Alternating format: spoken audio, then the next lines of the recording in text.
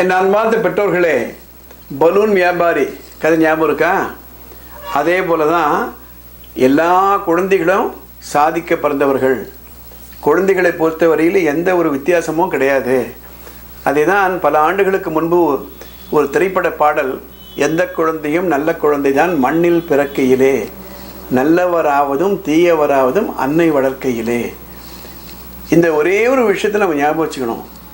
யார் வேணால் சொல்லட்டும் உங்கள் குழந்தைகளுக்கு படிப்பு வராதுன்னுட்டு, நீங்கள் சொல்லாதீங்க. யார் வேணால் சொல்லட்டும் உங்கள் குழந்தைகளுக்கு கணக்கு பாடம் வராதுன்னு, நீங்கள் சொல்லாதீங்க.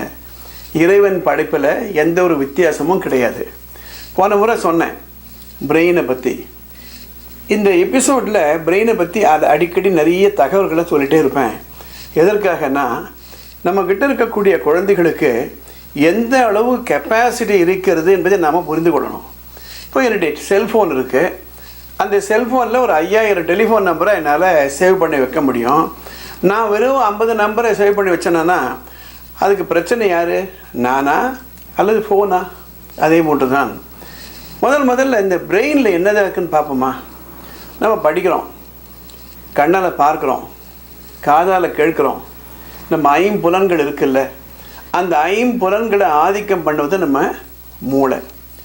இந்த மூளையில் இருக்கக்கூடிய நியூரான் என்ற ஒரு பொருள் என்னுடைய பாக்கெட் இருக்குது.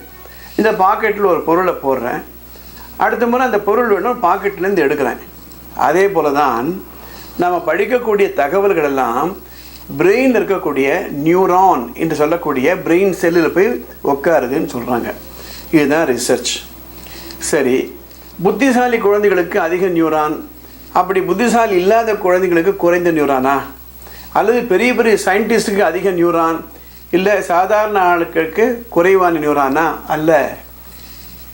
ஆச்சரியப்படுவீங்க, குழந்தைகள் பிறக்கும் பொழுது எவ்வளவு நியூரானோட பிறக்கிறாங்க தெரியுமா? 160 கோடி நியூரான்கள். ஒரு பேப்பர் எடுத்து 160 கோடி எழுதி பாருங்கள், எத்தனை ஜீரோ இருக்குன்னு பாருங்கள். அந்த ஒவ்வொரு நியூரான்லேயும் எவ்வளவு தகவல்களை வைத்துக்கொள்ள முடியும் தெரியுமா? 20 லட்சம் தகவல்களை ஒரே நியூரானில் சேமித்து வைக்க முடியும். அதாவது 20 லட்சம் டெலிஃபோன் நம்பர், 20 லட்சம் சவுண்டு, 20 லட்சம் புக்ஸ் அண்ட் ஆத்தர்ஸு, 20 லட்சம் ஹிஸ்டாரிக் ஃபேக்ட்ஸு வைக்க முடியும். அப்போ எவ்வளோ கெப்பாசிட்டி உங்கள் குழந்தைகளுடைய மூளைக்கு? 160 கோடி இன்ட்டு 20 லட்சம். உங்கள்கிட்ட அவ்வளோ பெரிய கேல்குலேட்டர் இருந்தானே கால்குலேட் பண்ணி பாருங்கள், அது இன்ஃபினிட்டின்னு காமிச்சிடும். அவ்வளவு மூளை கெப்பாசிட்டி உங்கள் குழந்தைகளுக்கு இருக்கிறது. அப்படி இருந்ததானால் ஏன் நம்ம படித்தது ஞாபகம் இல்லைன்னு சொல்கிறோம்? ஏன் குழந்தைகளுக்கு ஞாபகம் இல்லை, மார்க் குறைவாக வாங்குறாங்க? அடுத்த எபிசோடில் பார்க்கலாம்.